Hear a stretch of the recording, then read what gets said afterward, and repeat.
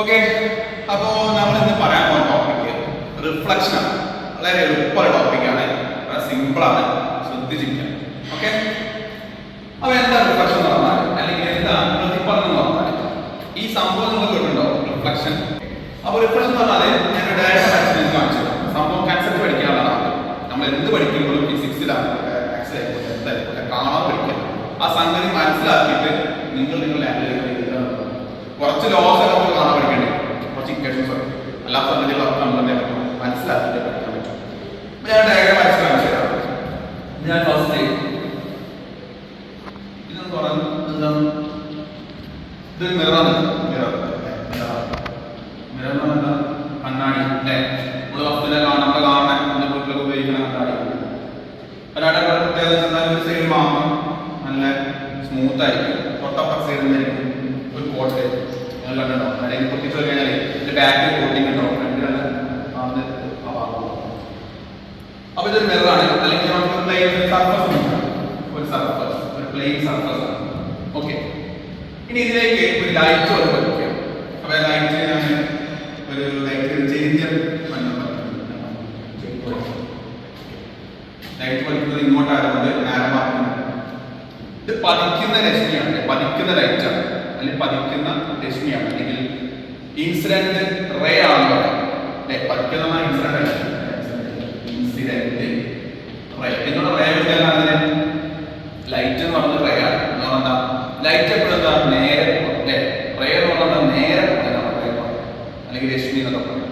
Okay, ഇതൊരു incident ray എന്ന് പറയാം, അല്ലെങ്കിൽ നമുക്ക് പറയാം പതന രശ്മി. ഓക്കെ, തട്ടിക്കഴിഞ്ഞാൽ ഉപയോഗിച്ചത് ഈ പോയിന്റ് വെച്ചിട്ട് ഇത് തിരിച്ചാണ്. അപ്പൊ ആരമാക്കാൻ എന്താണ് ഇങ്ങോട്ടാണ്. ഓക്കെ, അപ്പൊ ഇത് പതിക്കുന്ന രശ്മി, ഇത് പ്രതിപതിക്കുന്ന രശ്മി. എന്ന് പറയാം പ്രതിപതന രശ്മി, അല്ലെങ്കിൽ നമുക്ക് പറയാം റിഫ്ലക്റ്റഡ് റേ. ഈ പ്രതിഭാസത്തിന്റെ പേരാണ് റിഫ്ലക്ഷൻ. ഇതിലേക്ക് ഒന്നുകൂടി ആഡ് ചെയ്ത് ഒന്നുമില്ല, ഈ പോയിന്റ് യൂസ് ചെയ്യുന്ന പോയിന്റ് അവിടെ ഞാൻ ഒരു വര വരച്ചു. ഈ വരന്റെ പേരാണ് നോർമൽ അല്ലെങ്കിൽ ലംബം എന്ന് പറയും. ഇത്രയും ക്ലിയർ ആയല്ലോ അല്ലേ? ഇനി നമുക്ക് ചെയ്യേണ്ട കാര്യം കുറച്ച് ആംഗിൾസ്, കുറച്ച് കോണുകൾ. എന്തൊക്കെയാണ്? ഇൻസിഡന്റ് റേയും നമ്മുടെ നോർമൽ മേടിക്കുന്നവരാണ് അതിനുള്ള പേരാണ് ഐ. അതുപോലെ റിഫ്ലക്ടർ റേയും നമ്മുടെ നോർമൽ മേടിക്കുന്നതാണ് ഐ. എന്തായിരിക്കും അറിയാം? ഇത് പറഞ്ഞോ ഇൻസിഡന്റിൽ ഐ ആണ് എന്തായിരിക്കും? ആംഗിൾ അല്ലേ. അപ്പൊ എന്തായിരിക്കും? Incident angle. ഇതെന്തായിരിക്കും? റിഫ്ലക്ടർ ആംഗിൾ അല്ലെ. ഇൻസിഡന്റ് ആംഗിൾ, റിഫ്ലക്ടർ ആംഗിൾ എന്താണ്? നോർമൽ. ഇതാണ് റിഫ്ലക്ഷൻ എന്ന് പറഞ്ഞ സംഭവം. കാര്യം മനസ്സിലായോ? ഇത്രയുള്ള റിഫ്ലക്ഷൻ എന്ന് പറഞ്ഞാല് എന്ന് വെച്ചാൽ എന്താ, ഇത് ഇവിടെ വരുന്നത് ഇതിപ്പോ വായുല്ല, അവിടെ ഒന്നുമില്ല. നമ്മളെന്താ ലൈറ്റ് കൊണ്ട് വരിക, അവിടെ വായുല്ല അല്ലെ, വായു വരുന്നത്. ഇതൊക്കെ പോണത് വായുവിലേക്ക് തന്നെയാണ്. അപ്പൊ എവിടുന്നാണോ വരുന്നത് അവിടെ എങ്ങനെയാണ് പോണത്, ശരാശരി മാത്രം മാറ്റം വരുന്നത്. മനസ്സിലാവുന്നുണ്ടോ? ഈ സംഗതികളുടെ പേരാണ് റിഫ്ലക്ഷൻ എന്ന് പറഞ്ഞത്. ഇത് രണ്ട് ലോസ് പഠിക്കാണ്, രണ്ട് തത്വമുണ്ട്. ഭയങ്കര ഇൻട്രസ്റ്റിംഗ് ആണ് സംഭവം. എന്താണ്? വളരെ എളുപ്പമാണ്. ഓക്കെ, നമുക്ക് ലോസ് നോക്കാം. ഒന്നാമത്തെ ലോ പറയുന്നത് എന്താ വെച്ചാൽ ഐ എന്ന് പറഞ്ഞ സാധനം ആറ് എന്ന സാധനം ഈക്വൽ ആയിരിക്കും. എന്താ ഐ എന്ന് പറഞ്ഞാൽ ഇൻസിഡന്റ് ആംഗിൾ, ആറ് എന്ന് പറഞ്ഞാൽ എന്താ റിഫ്ലക്ടർ ആംഗിൾ. അതായത് ഇൻസിഡന്റ് ആംഗിളും റിഫ്ലക്ടർ ആംഗിളും എപ്പോഴും തുല്യമായിരിക്കും.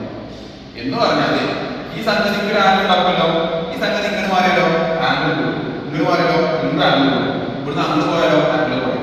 ഇവിടെ എത്ര കുറയുന്നോ അത്ര ഇവിടെ കുറയും, എത്ര കൂടുന്നോ അവിടെ അത്രയും കൂടും. എന്ന് പറഞ്ഞാൽ ഇവിടെ 30 ആണെന്നുണ്ടോ, ഇവിടെ 30 ആണെങ്കിൽ ഇവിടെ എന്തായിരിക്കും? 30 ആയിരിക്കും. ഇവിടെ 40 ആണെങ്കിൽ ഇവിടെ എന്തായിരിക്കും? 40 ആയിരിക്കും. അപ്പോ ആംഗിൾ ഓഫ് ഇൻസിഡൻസും ആംഗിൾ ഓഫ് റിഫ്ലക്ഷനും എപ്പോഴും എന്തായിരിക്കും? ഈക്വൽ ആയിരിക്കും. അല്ലെങ്കിൽ പതന കോണും പ്രതിപതന കോണും എന്തായിരിക്കും? തുല്യമായിരിക്കും. ഒന്നാമത്തെ ലോ ആണ്. രണ്ടാമത്തെ ലോ ഉണ്ട്, അത് സിമ്പിൾ ആണ്. ഇപ്പൊ ഈ വരുന്ന റേ ഇത് പതിക്കുന്ന രശ്മിയാണ്, ഇതൊക്കെ അവിടെ ഇരിക്കുന്നത് ഈ ബോളിൽ തന്നെ അല്ലേ. അല്ലെങ്കിൽ ഒരു തരത്തിലാണ് അല്ലേ, ഒരു പ്ലെയിനിലാണ് ഇരിക്കുന്നത്. ഉള്ളിലേക്കാണോ റേ പോകുന്നുണ്ടോ, പുറത്തേക്ക് റേ വരുന്നുണ്ടോ? ഇല്ല.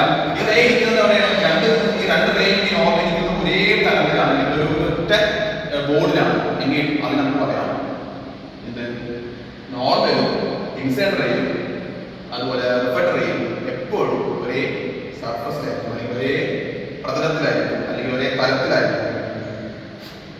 ഓക്കെ, ഇതാണ് രണ്ടാമത്തെ ലോ പറഞ്ഞത്. ഞാൻ ജസ്റ്റ് മാർക്ക് ചെയ്യാം. എന്താ വെച്ചാല് ഇതിനെ നമുക്കിപ്പോ ഇതിനായി വിളിച്ചുകൊണ്ട് എനിക്ക് എന്ത് ചെയ്യാം, ഐ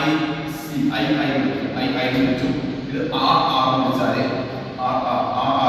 എന്ന് വിളിച്ചാല് ഈ ഐയും ആറും അതുപോലെ തന്നെ ഏതാണ് എന്നും എവിടെയായിരിക്കും ഒരേ തരത്തിലായിരിക്കും എന്നുള്ളതാണ്. ഓക്കെ, അപ്പൊ ഇതാണ് എന്ത് നമ്മുടെ റിഫ്ലക്ഷൻ എന്ന് പറഞ്ഞ സംഭവം. റിഫ്ലക്ഷന്റെ രണ്ട് ലോസ് മാത്രം. ഓക്കെ, ഇത്രയുള്ള റിഫ്ലക്ഷനെ കുറിച്ച് പറയാനുള്ളത്. ഇനി നമുക്ക് പഠിക്കാനുള്ളത് റിഫ്രാക്ഷനെ കുറിച്ചിട്ടാണ്. റിഫ്രാക്ഷൻ പറഞ്ഞാൽ ചെറിയൊരു മാറ്റം വന്നിട്ട് ജസ്റ്റ് പറഞ്ഞുതരാം, പറഞ്ഞൊന്നുമില്ല, ഒന്ന് മനസ്സിലാക്കുക, അത്രേ ഉള്ളൂ. ഈ വരുന്ന രണ്ടല്ലോ ഇത് വായു വരുന്നത് വായുവിലേക്കാണ് പോകുന്നത്. റിഫ്രാക്ഷൻ ആകുമ്പോൾ അങ്ങനെയല്ല, വായു എന്ന സാധനം വായുവില്ലാത്ത വേറെ മാധ്യമത്തിലേക്കാണ് പോകുന്നത്. അതെപ്പോഴാണ് പോസിബിൾ ആവുക? ഇവിടെ പോസിബിൾ ആവും ഇല്ല, കാരണം അടിയിൽ ഇൻഫ്രാക്ട് പോകില്ല, ഇവിടെ കോട്ടിംഗ് ഉണ്ട്. ഈ കോട്ടിംഗ് കൂടെ എന്തിനാണെന്നില്ല, ഈ കോട്ടിംഗ് കൂടെ എല്ലാം ഉണ്ട്, ഉള്ളിൽ കൂടെ പോകും അല്ലേ, ഉള്ളിൽ കൂടെ പോകുമെങ്കിൽ ഇതാണ് റിഫ്രാക്ഷൻ എന്ന് പറഞ്ഞാൽ. നമ്മൾ ഇതിലെ പഠിക്കുന്നുണ്ട്, തൽക്കാലം നിങ്ങൾ നോട്ട് ചെയ്ത് കൊടുക്കാം. ഓക്കെ, എന്താണ് റിഫ്ലക്ഷൻ, എന്താണ് ലോസ് ഓഫ് റിഫ്ലക്ഷൻ? രണ്ട് ലോസ് ഉണ്ട്. ഫസ്റ്റ് ലോ എന്ന് പറഞ്ഞത് ആംഗിൾസ് സെയിം ആയിരിക്കുന്നതാണ്. രണ്ടാമത്തെ ലോ പറയുന്നത് ഇൻസിഡന്റ് റേയും നോർമലും റിഫ്ലക്ട് റേയും ഒരേ ലൈനിലായിരിക്കും എന്നുള്ളതാണ്. ഓക്കെ, ഇത്രയാണ് നമുക്ക് ഇതിൽ പഠിക്കാനുള്ള കാര്യങ്ങൾ. ക്ലിയർ അല്ലേ? കാര്യം മനസ്സിലായില്ലേ? അതായത് നമുക്ക് ഈ സംഭവം ഉണ്ടല്ലോ, ഈ സംഗതി എന്താണെന്ന് മനസ്സിലായാൽ മതി, അതൊന്നും മനസ്സിലാവണ്ട. ഇനി നിങ്ങൾ എന്താ വെച്ചാലേ നിങ്ങൾ ബുക്ക് എടുക്കുക, ഈ സംഗതി വായിച്ചു കഴിഞ്ഞാൽ നിങ്ങൾക്ക് അത് കറക്റ്റ് മനസ്സിലാവും. അത്രേ ഉള്ളൂ സംഭവം. അപ്പൊ എപ്പോഴും ഞാൻ പറഞ്ഞ കാര്യം എന്താ വെച്ചാൽ നിങ്ങളിത് മനസ്സിലാക്കി തന്നെ പഠിക്കാൻ ശ്രമിക്കാവുന്നതാണ്. ഒരിക്കലും കാണാതെ പഠിച്ചു വെക്കരുത്. കാരണം എക്സാമിന് തന്നെ തിരിച്ചു മറിച്ചൊക്കെ ചോദിക്കും. എങ്ങനെ വെച്ചാലും മനസ്സിലാക്കി തന്നെ. ഓക്കെ.